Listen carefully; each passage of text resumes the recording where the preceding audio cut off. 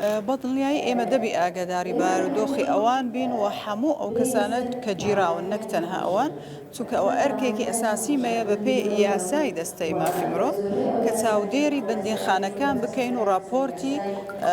مباشرمان هەبیتەوە لۆلایەنی پەیوەندیدار ئەگەر هات و ڕخنەمان هەبی حتا ئەو ڕخنانە ئیشی لەسەر بکرێ بەرەو باشتر بڕواتەوە. ئیتر بەدڵنیایی ئێمە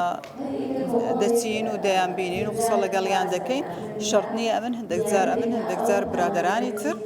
ئیتر بە پێی کات و بە پێی ئەوەی کە ئەو ئیشە لۆچێ ڕادەسپێردرێ ئەوە لەگەڵ ئەو لایەنە کە ئەو بەڕێزانە کە لەوێن دەرنج قسە دەکەین بزانین وەزعەکە کووە بە تایبەتی ئەو کاتە کە مانیان گرتیتەوە ئیتر دەمانەوێ دایم سەعات ئاگامان لێیان بیتەوە کە بزانین تەندروستیان کووە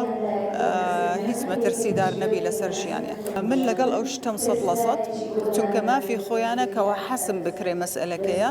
ئەگەر بەڵگەیان لەسرە و محکەمە قەنەعەتی هیناکەوە تاوانبارم بە حکمیان بدە ئەوە ئەگەرشنا بە دەربچن لەبەر ئەوەی کەەوە بە معلقیمانەوە بەبێ ئەوەی بزان مەسیریان چییە بۆ ئەو ماوەیە دوور و درێژە بەڕاستی شتێکی زۆر ناخۆش. ئێمە طبعاً دژی هەر ئیشێکین کەەوە دووربی لە سەقامگیری و ئارامی هەر شوێنێک بە تایبەتی وڵاتی خۆمان ئیتر ئەوە مەسئلەی عیلاقەی هەیە بە حکوومەتی عێراقیش نەک تەنها حکوومەتی هەرێم و لەوانەیە کێسەکە سیاسی بیتن زیاتر لەوەی کە عیلاقەی هەبی بە من وەچی مافی مرۆڤ ئێمە وەچی مافی مرۆڤ ئەگەر هات و خوانەکاتن خەڵک زەرەرمەند بن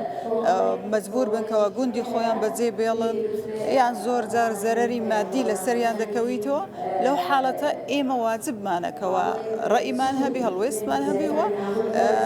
محاولە بکەین ئیشێک بکەین بەڵام بە شێوەیە گشتی مەسئلەکە سیاسی عیلاقەی بە مافی مرۆڤەوە نییە. بەتەکید کاریگەری هەیە ئیتر ئینسان ئەگەر ماڵی خۆی بەجێ بێڵی تەواو ژیانەکەی هەموو تێک دەچیتن